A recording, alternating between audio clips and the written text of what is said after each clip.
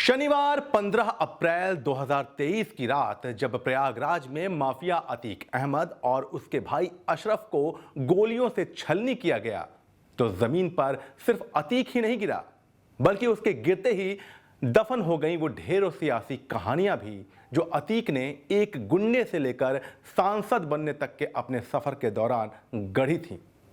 कहानियां जिसमें इस अतीक ने केंद्र की तत्कालीन मनमोहन सिंह सरकार को गिरने से बचाया था। कहानियां जिसमें इसी अतीक ने मुलायम सिंह यादव के तरफ खड़े होकर उनके बेटे और यूपी के तत्कालीन मुख्यमंत्री अखिलेश यादव से सीना ठोक कर कहा कि तुम अनाड़ी हो, लौंडे हो। नमस्कार, सियासी किस्से में आपका स्वागत है। मैं हूं डॉक्टर दिग्विजय सिंह और आज हम बात कर रहे हैं अतीक अहमद से जुड़े एक अहम सियासी किस्से की। जब कटा अतीक का टिकट। बात 2017 की है। समाजवादी पार्टी पहली बार अखिलेश यादव की अगुवाई में विधानसभा चुनाव में उतरने जा रही थी। अतीक अहमद कानपुर की कैंट विधानसभा से सपा के टिकट पर चुनाव लड़ना चाहता था। नेताजी यानी कि मुलायम सिंह यादव और शिवपाल यादव भी अतीक को कैंट सीट से चुनाव लड़वाना चाहते थे। कहा जाता है कि नेताजी ने तो अतीक को तैयारी का आशीर्वाद भी दे दिया था, मगर यूपी के तत्कालीन मुख्यमंत्री अखिलेश यादव ने इसका विरोध कर दिया। अखिलेश नहीं चाहते थे कि अतीक अहमद को सपा का टिकट दिया जाए।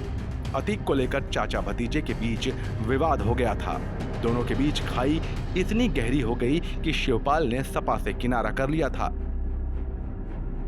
अखिलेश यादव को कहा था अनाड़ी लौंडा। अतीक अहमद 3 जनवरी 2017 को कानपुर आया था। मीडिया कर्मियों से बातचीत करते हुए उसने कहा था कि अखिलेश यादव कामयाब मुख्यमंत्री हैं, लेकिन अभी वो बहुत से इम्तिहानों से नहीं गुजरे हैं। नेताजी ने बहुत इम्तिहान दिए हैं।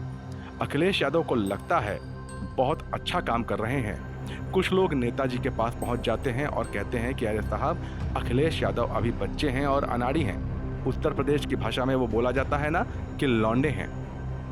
अतीक ने कहा था कि उनके नेता मुलायम सिंह यादव हैं और उनकी चाहत मुख्यमंत्री के रूप में अखिलेश यादव हैं। बचाई थी मनमोहन सरकार। साल 2008 में जब तत्कालीन संयुक्त प्रगतिशील गठबंधन यानी यूपीए सरकार पर अमेरिका के साथ उसके परमाणु समझौते के मुद्दे पर संकट के बादल मंडरा रहे थे, तब गैंगस्टर से नेता बने अतीक अहमद ने सरकार बचाने में अहम भूमिका निभाई थी। ये दावा एक किताब Bahubalis of Indian politics from bullet to ballot में किया गया है। विपक्ष तत्कालीन मनमोहन सिंह सरकार के खिलाफ अविश्वास प्रस्ताव लेकर आया था और यूपीए एवं अमेरिका के साथ किए गए परमाणु समझौते को दांव पर लगा दिया गया था। राजेश सिंह की लिखी इस किताब के मुताबिक अतीक सहित 6 अपराधी सांसदों को 48 घंटे के भीतर विभिन्न जेलों से फरलो पर छोड़ा गया था।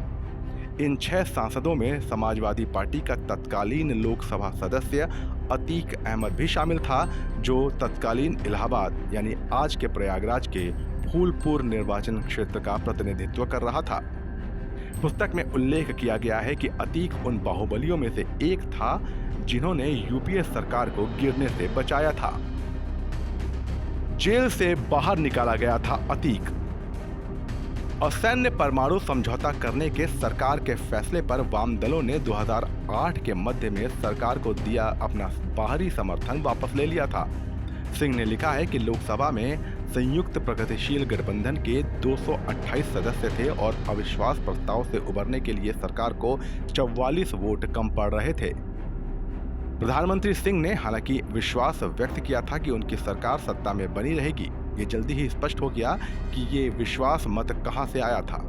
राजेश सिंह अपनी किताब Bahubalis of Indian politics from bullet to ballot में लिखते हैं कि समाजवादी पार्टी अजीत सिंह के नेतृत्व वाले राष्ट्रीय लोकदल यानी रालोद और एच.डी. देवेगौड़ा की जनता दल सेकुलर ने यूपीए को अपना समर्थन दिया था। उन्होंने आगे लिखा है कि यूपीए को समर्थन देने वाले अन्य सांसदों में ये बाहुबली नेता भी शामिल थे। पुस्तक में कहा गया है कि विपक्ष के अविश्वास प्रस्ताव पर मतदान से 48 घंटे पहले सरकार ने देश के कानूनों को तोड़ने वाले 6 सांसदों को फरलो पर जेल से बाहर निकाल दिया था ताकि वे अपने संवैधानिक दायित्वों को पूरा कर सकें। इन बाहुबली सांसदों पर कुल मिलाकर अपहरण, हत्या, जबरन वसूली और आगजनी सहित 100 से अधिक मामले दर्ज थे।